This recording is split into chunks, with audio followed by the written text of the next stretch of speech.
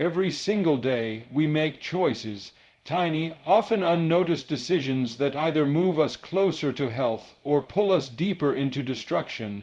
Discipline isn't some grand, dramatic act. It's not about perfection. It's about showing up.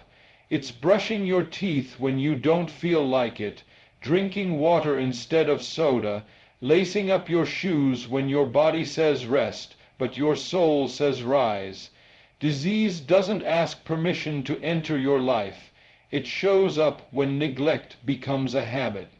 Discipline is quiet, but so is decay. One builds you, the other breaks you. You don't have to overhaul your entire life overnight. But if you keep waiting for motivation to show up at your door, you'll be waiting while your health pays the price. Small daily disciplines create long-term health far more affordably than treating preventable diseases. That's a truth most people ignore until it's too late. We live in a world that rewards convenience and punishes patience. Fast food, late nights, skipping workouts. It all feels easy in the moment. But what we fail to realize is that every short cut we take in the present is a setup for struggle in the future. Discipline isn't about doing everything perfectly. It's about doing the small things consistently. Drinking enough water, taking a brisk walk, stretching before bed, choosing a home, cooked meal instead of drive. It's those small decisions that build the foundation of wellness. And yes, in the moment, they may feel unnecessary, even burdensome. But they are investments, quiet, powerful investments. When people get sick, the first question they ask is, "Why me?" But if we backtrack, we can often find a trail of unchecked habits and ignored warnings. The body whispers before it screams. Those whispers are the headaches from dehydration, the fatigue from poor sleep, the bloating from processed food, the stiffness from inactivity. Those aren't just nuisances. They're early indicators that something needs attention. Daily discipline tunes your ears to hear those whispers. It gives you the awareness to respond before things escalate. And let's be honest, discipline is uncomfortable, but so is illness. The difference is that one discomfort empowers you and the other robs you. We don't talk enough about the cost of recovery, not just financial, but emotional and physical. Medical bills pile up, energy disappears, time gets stolen from your family, your goals, your dreams. That's the true expense of ignoring your body, and the irony is, most of what keeps us healthy isn't expensive at all. Walking costs nothing. Drinking water is free. Going to bed on time doesn't require a subscription. But we tell ourselves we're too busy or too tired to do the simple things, and then one day we find ourselves too sick to do anything at all. Discipline isn't about punishment. It's about permission, the permission to live fully, to show up strong, to walk in purpose without being slowed down by avoidable pain. It's a form of self-respect. When you treat your body with care, when you follow through on your health commitments, you're telling yourself, "I matter. My future matters," and that kind of message gets reinforced with every small action. It's not glamorous, and nobody will applaud you for skipping dessert or drinking your green smoothie. But that doesn't mean it isn't powerful. The results aren't instant, but they're compounding. Each small act builds on the last. Like bricks forming a wall, your choices stack up, and that wall either becomes your protection or your prison. It's all in how you lay the foundation. So when you wake up and make your bed, when you choose movement over excuses, when you prioritize sleep over scrolling, you're not just checking off boxes. You're building resilience, energy, clarity, and a quality of life that many only wish for. The cost of consistency is nothing compared to the price of neglect. Most people don't see the trade-off until it's already too late. Being consistent, waking up early, moving your body, making mindful food choices, sticking to a routine, and feel repetitive, maybe even boring. But what's often labeled as boring is actually the quiet rhythm of progress. It's the slow, steady drumbeat of someone building a life on purpose.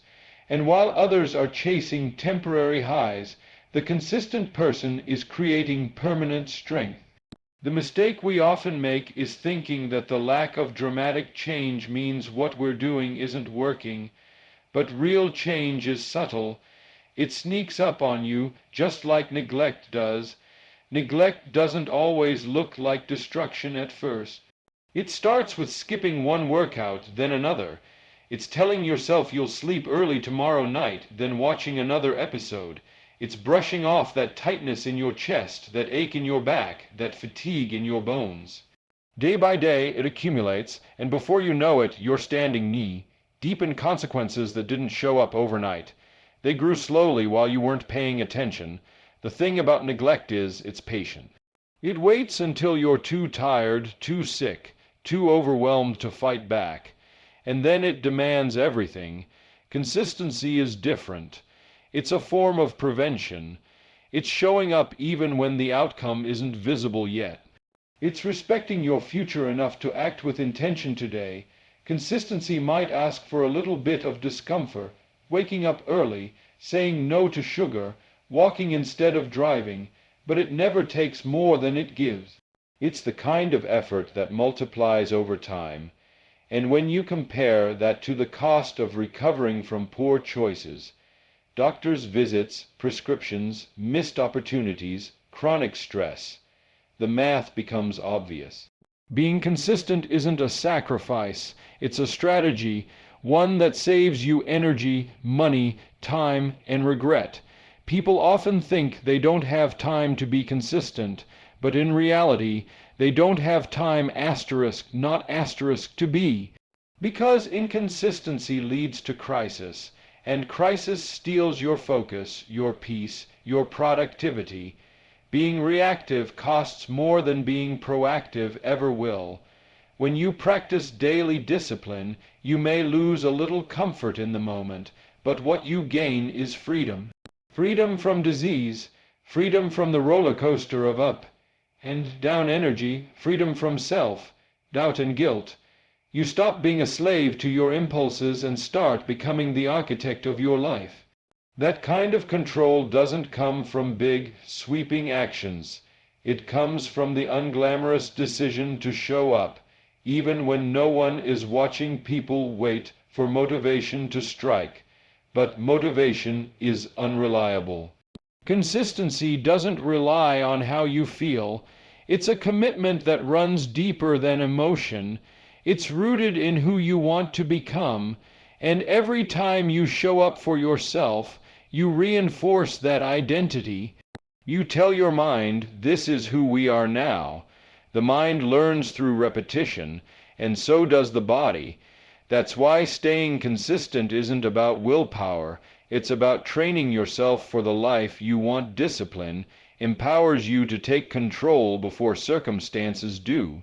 Life is constantly moving, and if you're not leading it intentionally, it will lead you somewhere by default.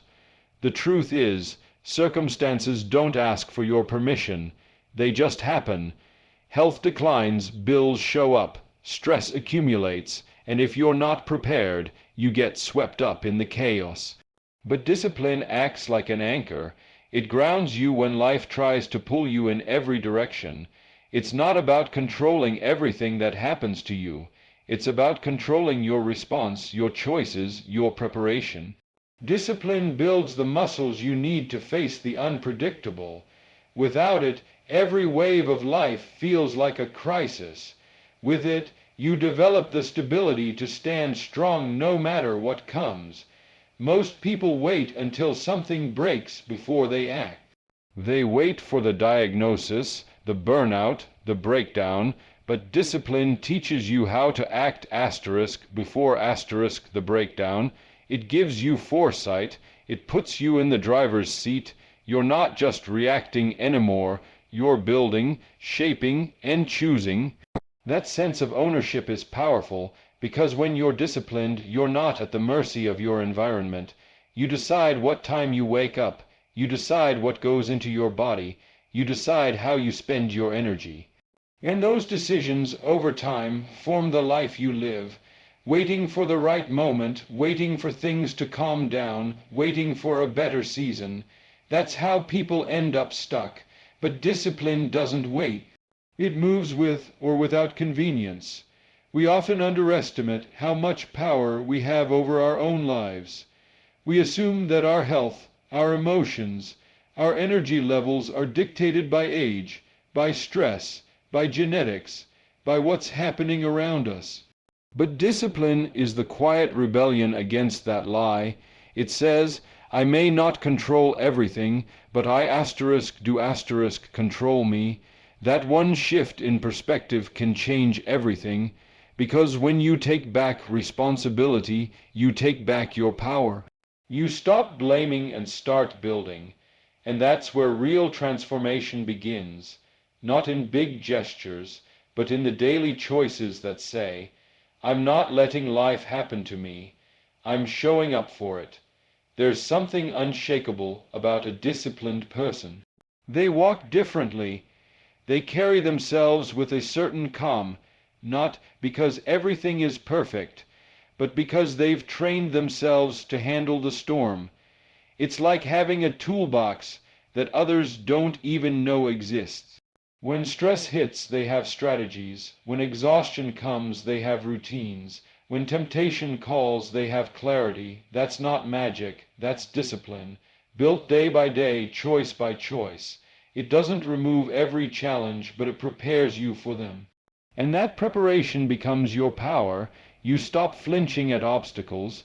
You stop fearing the unknown, because you've built a system inside yourself that's stronger than your surroundings, and that strength allows you to lead your life with confidence instead of chaos.